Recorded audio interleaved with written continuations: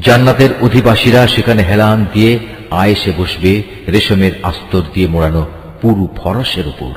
এ সময় উভয় উদ্যান ফল সহ তাদের সামনে ঝুলন্ত অবস্থায় থাকবে।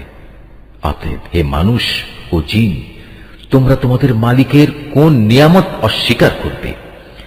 সেখানকার অগণিত নিয়ামতের মধ্যে থাকবে আয়তনয়না সুন্দরী হুর, যাদের জান্নাতের এ অধিবাসীদের আগে কোনো মানুষ কিংবা জিন কখনো স্পর্শও করেনি।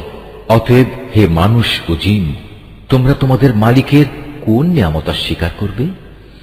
এরা যেন এক একজন প্রবাল ও পদ্মরাগের মতো অপরূপ। অতএব হে মানুষ ও জিন, তোমরা তোমাদের মালিকের কোন নিয়ামত অস্বীকার করবে? তুমিই বলো। উত্তম আনুগত্যের বিনিময়ে উত্তম পুরস্কার ছাড়া আর কি হতে পারে? অতএব হে মানুষ ও জিন, তোমরা তোমাদের মালিকের কোন নিয়ামত